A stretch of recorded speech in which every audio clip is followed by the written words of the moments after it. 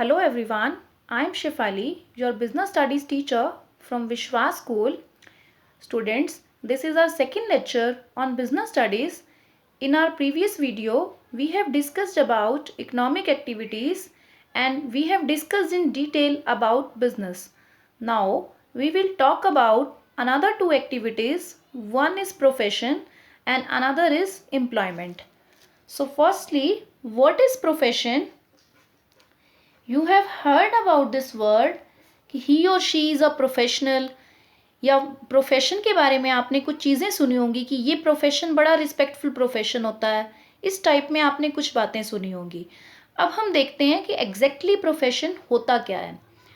So we can define profession as कि it is a economic activity conducted by a person having some specialized knowledge or skill which is used impartially to serve society. अब lots of key terms are there. इस definition में बहुत सारे ऐसे words हैं जिनके बारे में आपने पहले शायद नहीं सुना होगा या नहीं पढ़ा होगा. फर्स्टली तो इकोनॉमिक एक्टिविटी है, इसके बारे में हम डिस्कशन कर चुके हैं कि जो इकोनॉमिक एक्टिविटी होती हैं, दीज एक्टिविटीज़ आर अंडरटेकन, यानी इन एक्टिविटीज़ को हम क्यों करते हैं ताकि हम कुछ पैसा अर्न कर सकें. ओके, सो यहाँ हम ये तो क्लियर हो गए कि कोई इंसान एक प्रोफेशनल बन करके जब उस काम को करता है तो उसका ये तो रहता है पर्पस कि मुझे कुछ पैसा अर्न करना है. Okay, conducted by a person having some specialized knowledge. तो यानी अगर आपको खुद को प्रोफेशनल कहना है किसी काम का, तो आपके पास उस काम की स्पेशलाइज्ड नॉलेज या स्किल का होना ज़रूरी है. ओके, अब स्पेशलाइज्ड नॉलेज और स्किल का मीन्स है यहाँ पर कि उस काम की नॉलेज जो है, जिसके बारे में हम बात कर रहे हैं, जिस काम की, फॉर एग्जाम्पल डॉक्टर है, लॉयर है, कोई अकाउंटेंट है, तो वो जो नॉलेज है वो आपको किसी पर्टिकुलर इंस्टीट्यूशन से लेना है. सम स्पेशलाइज्ड नॉलेज और स्किल कि जो आप किसी इंस्टीट्यूशन से आपने ऑब्टेन किया है, अब उस काम की जो वो स्किल है वो आपके पास है. Okay, you are having some certificate और some degree rewarded to you by some institution, then you can say कि मेरे पास उस काम की स्पेशलाइज्ड नॉलेज है या स्किल है, which is used impartially. Impartially का मतलब है बिना किसी भेदभाव के. आपको अपनी उस नॉलेज को बिना कोई भेदभाव किए सोसाइटी को सर्व करने के लिए, यानी सोसाइटी की सेवा करने के लिए यूज़ करना है. आपको ये नहीं देखना है कि रिचर या पुअर सेक्शन कौन से हैं, या मेरे ये रिश्तेदार हैं मैं इनको अपनी सर्विसेज दे देता हूँ पहले. नहीं, आपको जो है इक्वली ट्रीट करना है सोसाइटी को, यानी निस्वार्थ भाव से हमें सेवा करनी है. डॉक्टर्स के बारे में हम कहते हैं ना ये बात कि जो डॉक्टर्स होते हैं वो भगवान का रूप होते हैं. क्यों कहा जाता है? क्योंकि वो अपने काम को जो है उसमें प्रायोरिटी किसको देते हैं? सर्विस को. मीन्स प्रॉफिट को साइड में रख के सर्विस मोटिव को प्रायोरिटी दी जाती है. सही मायने में प्रोफेशन वही कहलाता है. अब वो आज का टाइम है जो थोड़ा बदल गया है, लोगों का जो मोटिव है वो प्रॉफिट मोटिव पहले आ गया है, लेकिन फिर भी प्रोफेशन के जो मायने हैं वो यही कहते हैं कि आपका जो मोटिव है वो सहायता करना होना चाहिए समाज की. ओके, अब वन बाय वन हम जो है वो प्रोफेशन के फीचर्स को डिस्कस करेंगे, इसकी विशेषताओं को डिस्कस करेंगे. First is body of specialized knowledge, कि जो हमारा प्रोफेशन होता है वो एक बॉडी है स्पेशलाइज्ड नॉलेज की, यानी जिस काम को आप करना चाह रहे हैं एज अ प्रोफेशनल, उसकी नॉलेज आपके पास होना ज़रूरी है, और वो नॉलेज आपने किसी इंस्टीट्यूशन के थ्रू लिया हो. ओके, वो नॉलेज या वो स्किल का होना ज़रूरी है. एक ऑर्डिनरी पर्सन, एक आम इंसान खुद को प्रोफेशनल नहीं कह सकता है. अब अगर मुझे जो है वो कुछ बेसिक बातें पता हो मेडिसिन के बारे में, तो मैं ये नहीं कह सकती हूँ कि मैं तो डॉक्टर हूँ, मैं एक प्रोफेशनल डॉक्टर हूँ, नहीं कह सकती, बिकॉज मेरे पास वो स्पेशलाइज्ड नॉलेज और स्किल नहीं है। Next is formalised method of training और एक्सपीरियंस। यहाँ पे हम क्या कहना चाह रहे हैं कि जो आप नॉलेज की बात कर रहे हैं, ट्रेनिंग की बात कर रहे हैं, यानी आप जो कहना चाह रहे हैं हम कि प्रोफेशन का मीनिंग क्या है कि आपके पास एक नॉलेज हो। अब उस नॉलेज को जो गेट करने का तरीका है वो फॉर्मलाइज्ड मेथड होना चाहिए। मीन्स अगर मैं चाहती हूँ कि मैं एक डॉक्टर बन जाऊँ और मैं क्या करूँ कि मैं ना घर पे बहुत सारी बुक्स लेकर के आ जाऊँ, MBBS की मैंने बुक्स ला करके रख दी, उन बुक्स को मैंने पढ़ना शुरू कर दिया और मैंने लगातार कंटिन्यूसली सारी बुक्स पढ़ दी। अब मैं खुद को ये कहूँ कि मैं एक प्रोफेशनल डॉक्टर बन गई हूँ क्योंकि मेरे पास वो सारा नॉलेज है। मैं ऐसा नहीं कर सकती। क्यों नहीं कर सकती?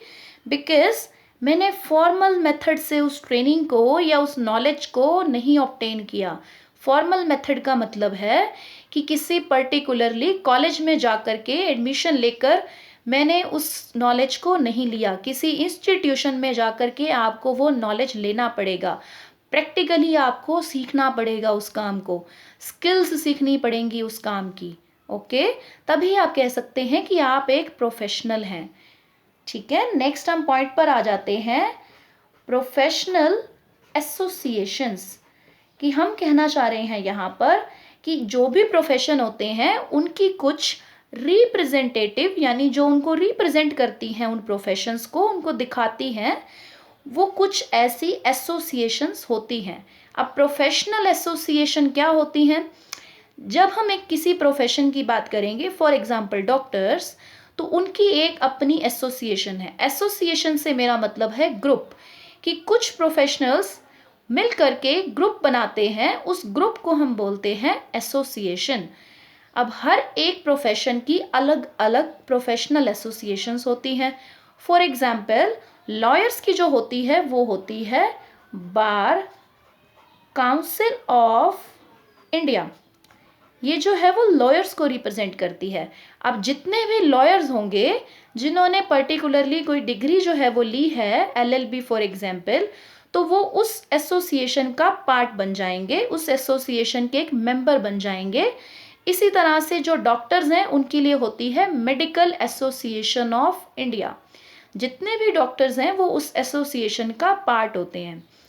अगर हम हमारे कॉमर्स की बात करें तो हमारे कॉमर्स में जो प्रोफेशनल एजुकेशन है वो है जैसे कि CA, चार्टेड अकाउंटेंट्स। तो जो हमारे CA हैं वो किस एसोसिएशन का पार्ट होते हैं? Indian institute of chartered accountants of India, ICAI, या आप कह लीजिए institute of chartered accountants of India. ये जो है वो हमारे कॉमर्स के CAs की एसोसिएशन है। तो इसी तरह से सभी प्रोफेशंस की अलग अलग एसोसिएशंस होती हैं। अब ये एसोसिएशन का रोल क्या है, मतलब क्यों ये इतना ज़रूरी है इनका होना? तो ये क्या क्या काम जो है वो करती हैं? फर्स्टली ये करती हैं code of conduct decide. Now what is code of conduct? Code of conduct जो है वो एक बंडल ऑफ रूल्स हैं जो इसके मेंबर्स को, किसके मेंबर्स को? प्रोफेशनल एसोसिएशन के मेंबर्स को फॉलो करने होते हैं। कोई भी एसोसिएशन होगी सबका कुछ ना कुछ कोड ऑफ कंडक्ट रहता है।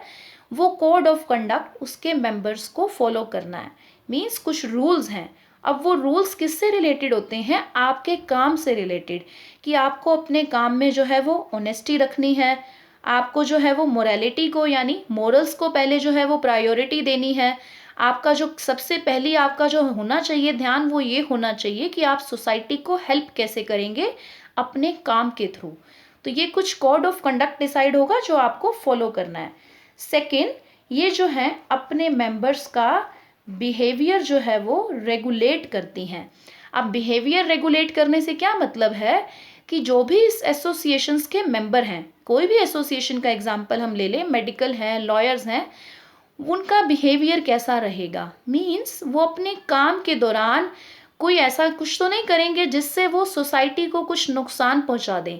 जैसे कि एक डॉक्टर है और वो ऑपरेट करते टाइम किसी पेशेंट के किसी ऑर्गन को जो है वो, कई बार हम सुनते हैं ऐसे केसेस आते हैं कि उनके ऑर्गन्स निकाल लिए जाते हैं पेशेंट्स के, किसी चीज़ का ऑपरेट कर रहे हैं और कोई उनका मेन ऑर्गन निकाल लिया गया, तो ये एक इनलीगल काम है, ठीक है। तो इस तरह का अगर वो कुछ कर रहे हैं मेंबर्स, तो ये जो एसोसिएशंस हैं वो उनके बिहेवियर को कंट्रोल करेंगी, मीन्स उनके खिलाफ लीगल एक्शन लेंगी ये एसोसिएशन अपने मेंबर के अगेंस्ट।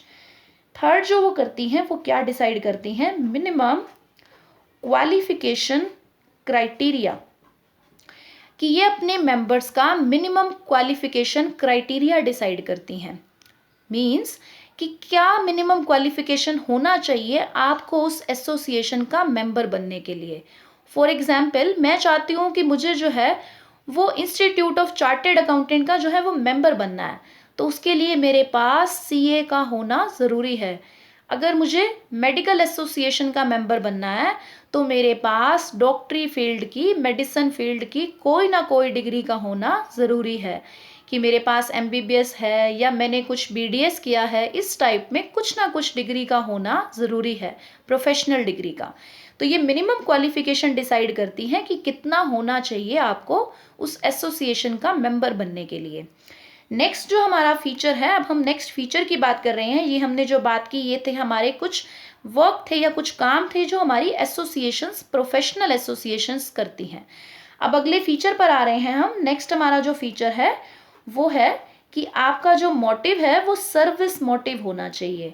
मीन्स अगर आप एक प्रोफेशनल हैं, आपका अगर कोई प्रोफेशन के अंडर आप काम कर रहे हैं, तो आपका जो मोटिव है वो सर्विस मोटिव होना चाहिए। मीन्स आपको अपने पर्सनल फ़ायदे को एक तरफ रख के सोसाइटी को हेल्प करना है, सोसाइटी की सेवा करनी है। तभी हम कहते हैं कि प्रोफेशनल जो होते हैं वो बहुत नोबल काम है, बड़ा नेक काम होता है जब आप कोई प्रोफेशन का काम पार्ट बनते हैं, ठीक है। जैसे कि अगर हम डॉक्टर की बात करें, आधी रात को भी अगर उसको हॉस्पिटल से कॉल आ जाता है कि कोई इमरजेंसी है, तो उसको जाना होगा। वो अपनी पर्सनल लाइफ को नहीं बीच में इंक्लूड करेगा कि इस वक्त मैं सो रहा हूँ, मैं नहीं आ सकता। दैट्स वाई कि बिजनेस और प्रोफेशन का यही फ़र्क है। बिजनेस में आप अपने माइंड के अकॉर्डिंग, अपनी मर्जी के अकॉर्डिंग काम कर सकते हैं। प्रोफेशन में आपको सोसाइटी का भला ध्यान में रखना है। ओके, तो ये कुछ फीचर्स थे हमारे प्रोफेशन के। अब हम एक और हमारी इकोनॉमिक एक्टिविटी की बात करेंगे, दैट इज एम्प्लॉयमेंट। अब एम्प्लॉयमेंट क्या है? आपने एम्प्लॉयज़ शब्द सुना होगा कि कुछ एम्प्लॉयज़ होते हैं, किसी के अंडर काम करते हैं, ऐसी चीज़ें आपने सुनी होंगी। तो एम्प्लॉयमेंट क्या है एग्जैक्टली?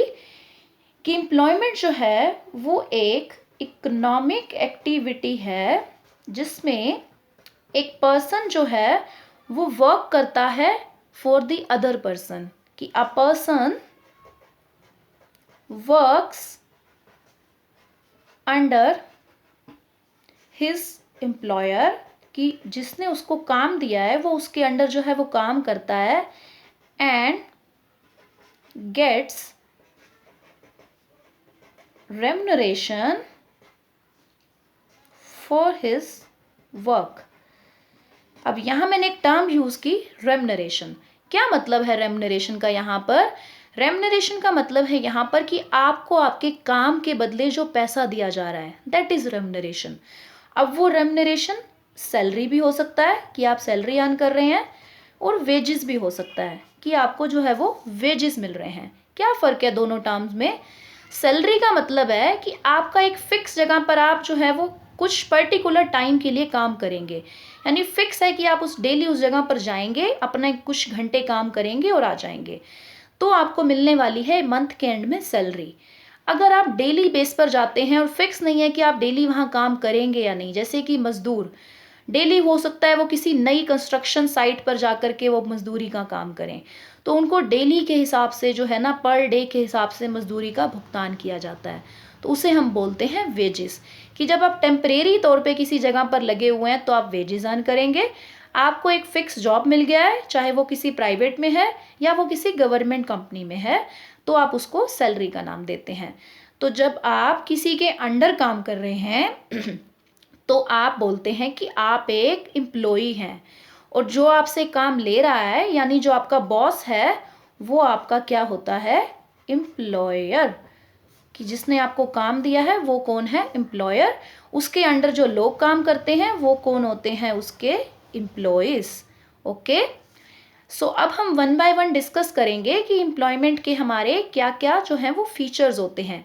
फर्स्ट तो हम पहले ये बात डिस्कस करते हैं कि जो एम्प्लॉयमेंट है और प्रोफेशन है वो थोड़ा सा इंटरकनेक्टेड है।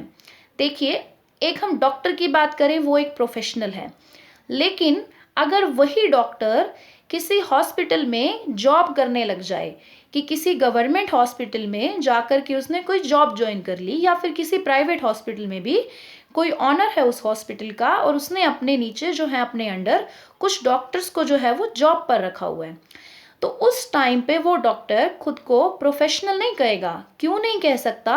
क्योंकि अब वो किसी के अंडर काम कर रहा है, तो इस टाइम पे वो किस कैटेगरी में चला गया? एक एम्प्लॉय की कैटेगरी में।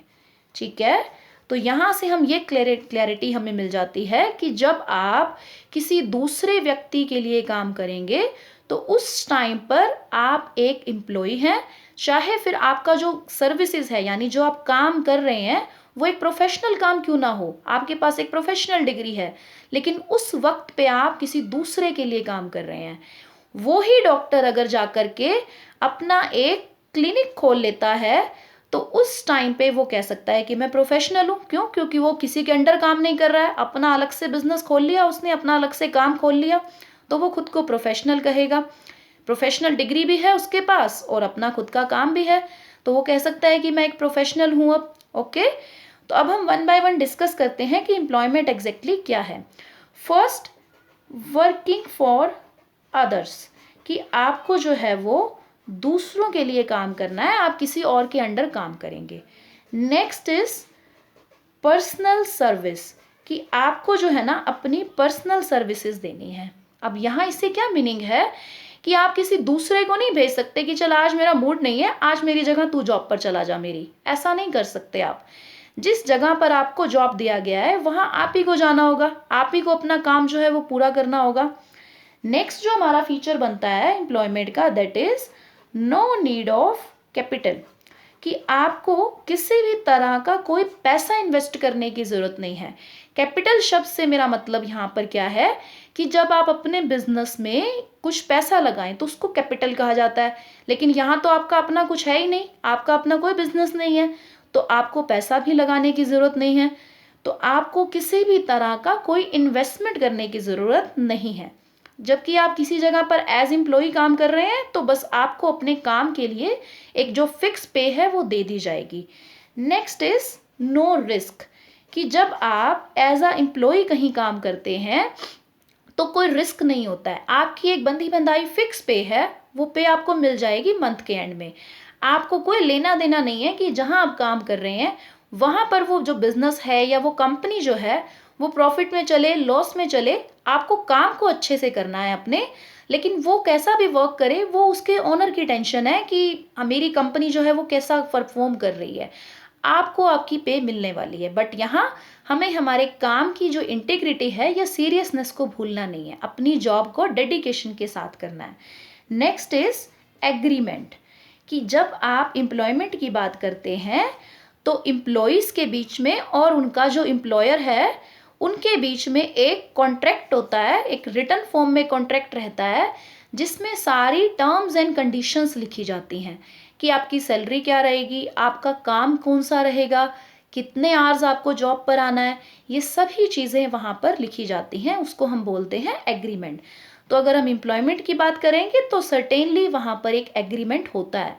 कुछ केसेस में वो एग्रीमेंट ओरल फॉर्म में भी हो सकता है कि आपने ओरल डिस्कस कर लिया, बट हमेशा सजेस्ट ये किया जाता है कि रिटन फॉर्म में हो, बिकॉज फ्यूचर में अगर कोई डिस्प्यूट हो जाता है एक एम्प्लॉई और उसके बॉस के बीच में तो वो उस जो डिस्प्यूट है उसको सॉल्व कर सकते हैं उस एग्रीमेंट को रेफर करके, यानी पढ़ करके देख करके, कि अगर किसी बात के ऊपर डिस्प्यूट है कि सैलरी को लेकर, कोई लीव्स को लेकर, किसी भी बात को लेकर है, तो वो एग्रीमेंट के थ्रू सॉल्यूशन निकाला जा सकता है उस बात का। नेक्स्ट हम जो अब बात करने वाले हैं कि अब हमने जो हमारी 3 अब तक टर्म्स को डिस्कस किया, हमने बात की बिजनेस की इन आर प्रीवियस वीडियो, आज हमने बात की प्रोफेशन की, और फिर हमने बात की एम्प्लॉयमेंट की। अभी ये तीनों टर्म्स के बीच में कॉमन फैक्टर निकल करके आया कि ये तीनों ही इकोनॉमिक एक्टिविटीज़ हैं। स्टिल कुछ ना कुछ डिफरेंसेस हैं इनमें। तो अब हम उन डिफरेंसेस को जो है वो डिस्कस करने वाले हैं कि कैसे कैसे ये जो हैं वो तीनों एक दूसरे से अलग हैं। Firstly business, profession and employment.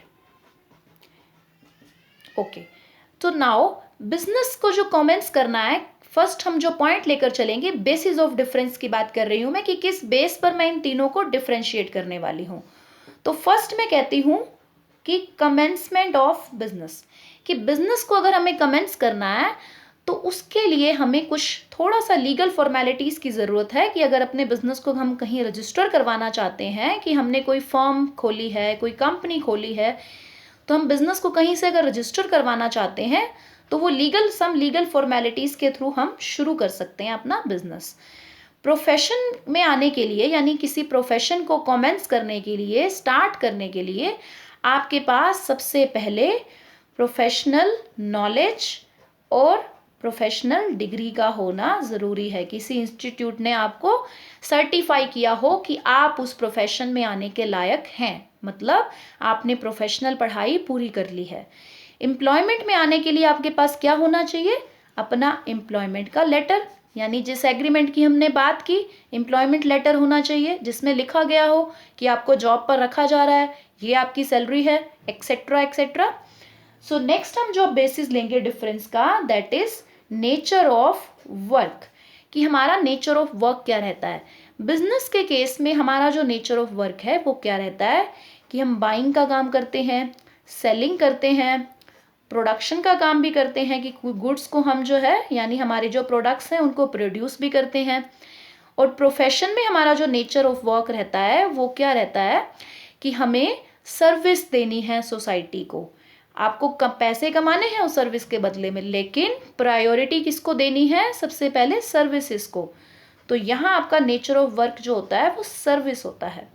Employment के केस में आपका नेचर ऑफ वर्क क्या रहता है कि आपको as per the instructions of your boss, कि जो भी आपको इंस्ट्रक्शंस दी जाएंगी आपके बॉस के थ्रू, आपको इन इंस्ट्रक्शंस को फॉलो करना है, कि जो भी आपका बॉस बोलेगा वो काम आप करेंगे, या जो आपके एम्प्लॉयमेंट लेटर में लिखा गया है, जिस काम के लिए आपको रखा गया है वो करेंगे आप। नेक्स्ट इज इन्वेस्टमेंट, कि आपको जो है बिजनेस में कुछ पैसे जो है वो इन्वेस्ट करने की ज़रूरत यस पड़ती है आपको। प्रोफेशन के केस में आपको पैसा तो इन्वेस्ट करना है, लेकिन बिजनेस के कंपैरिजन में आपको कम पैसा इन्वेस्ट करना है।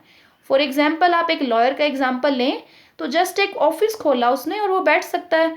अब एक डॉक्टर का एग्जाम्पल लें, वो भी उसने एक क्लिनिक खोला, ज़रूरी नहीं है कि उसको मशीन्स या लेबोरेटरीज रखने की ज़रूरत है, वो ये भी बोल सकता है पेशेंट्स को कि बाहर से टेस्ट करा लें वो। तो वहाँ पर वो अपनी उस एक्सपर्टाइज या उस स्किल को दे रहा है लोगों को, मतलब उसके पास एक्सपर्टाइज है कि वो डिसीज़ पहचान सकता है, तो वो चीज़ वो दे रहा है वहाँ पर। तो ज़्यादा कुछ पैसा इन्वेस्ट करने की ज़रूरत नहीं है यहाँ, तो है लेकिन कंपैरेटिवली लो या लेस है बिजनेस के कंपैरिजन में। नेक्स्ट, एम्प्लॉयमेंट के केस में तो आपको कुछ भी इन्वेस्टमेंट नहीं करना है, आप तो एम्प्लॉय हैं, आपको तो बस अपने काम के बदले में जो है वो आपकी पे मिलने वाली है या सैलरी मिलने वाली है, so there is no need to invest. Next हमारे पास है रिस्क फैक्टर।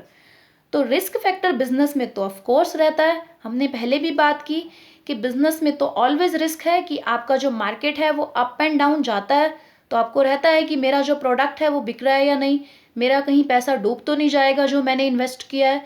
तो yes, there is risk element. Profession के केस में रिस्क नहीं होता है, लिटिल बिट का हो सकता है कि अगर आपसे बेटर कोई प्रोफेशनल मार्केट में आ गया, जैसे आपने बहुत अच्छा नाम कमाया है कि आप बेस्ट लॉयर हैं सिटी के, लेकिन तभी कोई नया लॉयर आ जाता है, वो आपसे भी ज़्यादा अच्छा नाम कमा लेता है, तो अब थोड़ा सा रिस्क आ गया कि अब आपको अपने काम को और बेटर वे में करना होगा। बट वही बात है कि कंपैरेटिवली रिस्क कम है, बिकॉज मनी का रिस्क यहाँ पर नहीं है, आपकी जो गुडविल है उसको थोड़ा कम होने का रिस्क है। ओके, तो यहाँ पर हम वही लिखेंगे कि कंपैरेटिवली लेस होता है रिस्क।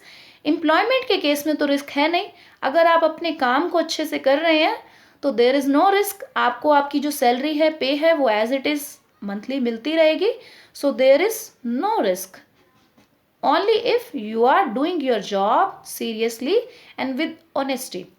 नेक्स्ट हम जो बात करेंगे क्वालिफिकेशन की, कि बिजनेस में आने के लिए आपको कोई फॉर्मल क्वालिफिकेशन की नीड नहीं है। बस जिस चीज़ का आप बिजनेस करना चाहते हैं उसके मार्केट को आप स्टडी करें कि उसका क्या मार्केट चल रहा है, उसकी बिक्री कितनी है मार्केट में, बस ये बेसिक इन्फॉर्मेशन। तो हम यहाँ कहेंगे कि बेसिक क्वालिफिकेशन से आपका काम चल जाएगा, आप बिजनेसमैन बन सकते हैं। प्रोफेशन के केस में तो भाई हमें स्पेशलाइज्ड क्वालिफिकेशन चाहिए, एकदम प्रोफेशनल होना ज़रूरी है हमारा। तो यहाँ तो हम लिखेंगे yes professional qualification is mandatory, कि चाहिए ही चाहिए हमें। ओके। एम्प्लॉयमेंट के केस में जो है कुछ ऐसी की जॉब्स हैं जहाँ हमें चाहिए भी है क्वालिफिकेशन, कुछ में नहीं भी चाहिए। फॉर एग्जाम्पल, आपको अगर एज अ अकाउंटेंट काम करना है तो आपको ऑफ कोर्स अकाउंट्स का नॉलेज होना चाहिए। आपको देखना है कि आप कैसे मेंटेन करेंगे कैश को, उनकी उधार को, सब चीज़ें कैसे देखने वाले हैं, तो उस केस में चाहिए भी है हमें। और कुछ ऐसी जॉब्स हैं जैसे एज अ रिसेप्शनिस्ट, आपको बस पब्लिक डीलिंग करनी है कि लोग आएंगे, आपको बस टाइम देना है उन्हें कि आपको जाकर के ऐसे ऐसे मिलना है। एज अ रिसेप्शनिस्ट आप बस लोगों से डील कर रहे हैं, तो कोई ज़्यादा आपको फॉर्मल क्वालिफिकेशन की नीड नहीं है यहाँ पर। तो यहाँ पर हम दोनों ही केस लेके चलेंगे कि it's could be needed or it could not be needed, depends on the nature of job, कि आप किस तरह का काम कर रहे हैं वो डिसाइड करेगा कि आपको क्वालिफिकेशन किस तरह की चाहिए। ओके। नेक्स्ट हम जो बात करेंगे हमारे पास ऑब्जेक्टिव, कि हमारा जो बिजनेस में ऑब्जेक्टिव होता है वो क्या होता है कि हमें जो है वो प्रॉफिट अर्न करना है। प्रोफेशन के केस में हमारा ऑब्जेक्टिव क्या होता है कि अर्न तो करना है लेकिन सर्विसेज को प्रायोरिटी देनी है। एम्प्लॉयमेंट के केस में हमारा जो ऑब्जेक्टिव होता है वो क्या है कि अपने काम के बदले हमें इनकम चाहिए, सैलरी चाहिए। तो आपका ऑब्जेक्टिव है कि बस आपको मंथ के एंड में वो इनकम मिल जानी चाहिए, वो सैलरी मिल जानी चाहिए, तभी आपका उस जॉब में जो है वो मन लगेगा, तभी आप काम कर पाएंगे। नेक्स्ट हमारे पास है ट्रांसफर ऑफ इंटरेस्ट।